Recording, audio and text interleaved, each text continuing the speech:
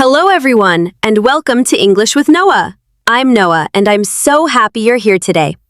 If you're looking to improve your English listening, speaking, vocabulary, and confidence through natural conversations, you're in the right place. Thank you for joining us today. Today's topic is something that affects millions of people around the world. Why does everyone seem to feel alone nowadays? We live in a world where we can instantly send messages to people across the globe. We can video call friends and family. We can connect with thousands of people through social media. Yet, many people say they feel lonelier than ever before. Why is that happening? To discuss this important topic, I'm joined by my friend John. Hi, John. Hi, Noah. Hello, everyone. It's great to be here. I'm really looking forward to today's conversation because loneliness is something many people experience but rarely talk about openly. That's so true. Many people feel lonely, but they often think they're the only ones.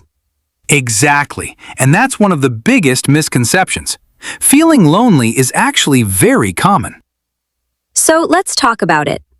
Why do you think so many people feel alone nowadays? I think one reason is that people are more connected online but less connected in real life. That's interesting. Can you explain what you mean? Sure, many people spend hours every day on social media. They're constantly looking at photos, videos, and updates from other people. But they're not actually having meaningful conversations. I understand.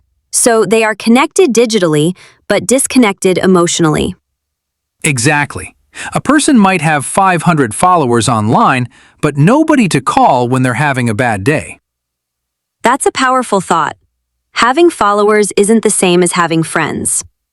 Not at all.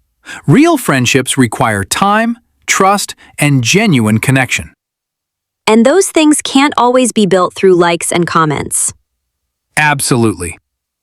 Another thing I've noticed is that people seem busier than ever. I agree. Work schedules are demanding. Many people spend long hours working. Then they come home exhausted. And when they're tired, it's easier to watch videos or scroll through social media than to go out and meet people. Exactly. Building relationships takes effort, and sometimes people simply don't have the energy. That's understandable. But over time, isolation can become a habit. Very true. The more isolated we become, the harder it feels to reconnect. Let's talk about social media for a moment. Do you think social media contributes to loneliness? Sometimes, yes. Not because social media is bad, but because people often compare themselves to others. That's a great point. People usually share the best moments of their lives online. Exactly. You see vacations, you see celebrations, you see success stories. But you don't see the difficult moments. Right. So someone might look at their phone and think, everyone else is happy except me. Even though that's not true. Exactly. Everyone struggles sometimes. Everyone feels lonely sometimes. I think that's an important reminder. Definitely. John, have you ever felt lonely? Yes, many times. A few years ago, I moved to a new city for work. I didn't know anyone. Everything was unfamiliar. That sounds difficult. It was. At first, I spent most of my time alone. I went to work and then returned home. Every day felt the same. How did you deal with it? At first, I didn't. I just hoped things would magically improve. And did they? Not really. Eventually, I realized I needed to take action. What did you do? I joined a local sports club. It was uncomfortable at first. I was nervous. But little by little, I started meeting people. That's wonderful. And eventually, those conversations turned into friendships. That's a great lesson. Sometimes we have to create opportunities for connection. Exactly. Friendships rarely appear by accident. I can relate to that. There have been times in my life when I felt lonely too. Really? Of course. Everyone experiences loneliness at some point. There were periods when I was so focused on work that I stopped reaching out to friends. I think many people can relate to that. One day I realized I hadn't spoken to some of my closest friends in months. What happened next? I started sending messages. Just simple messages. Hi, how are you? How have you been?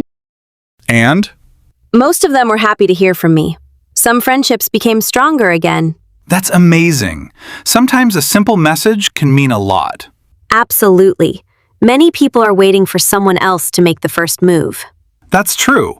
Sometimes both people want to reconnect, but neither reaches out. Let's talk about solutions. What can someone do if they're feeling lonely right now? My first suggestion would be to talk to people more often. Even small conversations? Especially small conversations. Talk to neighbors, talk to coworkers, talk to classmates. Small interactions can make a big difference. That's great advice. Another suggestion is joining groups or communities. Like clubs or classes? Exactly. Sports clubs, book clubs, language groups, volunteer organizations, any place where people share common interests. Because friendships often begin through shared activities. Absolutely. What about spending less time online? I think that can help too. Sometimes replacing 30 minutes of scrolling with 30 minutes of real conversation can improve your mood dramatically.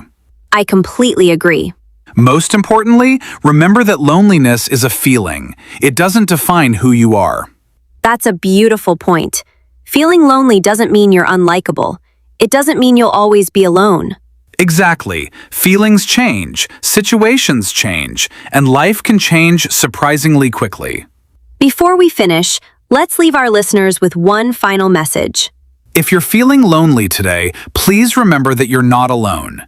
Millions of people around the world feel exactly the same way. And sometimes, the first step toward connection is simply reaching out. Send a message, make a phone call, start a conversation. You never know where that small step might lead. Thank you so much for joining us today. We hope you enjoyed today's conversation. If you enjoyed this podcast, don't forget to subscribe to English with Noah for more English conversations and real-life topics. Keep practicing, keep learning, and keep connecting with the people around you. See you in the next episode. Bye, everyone.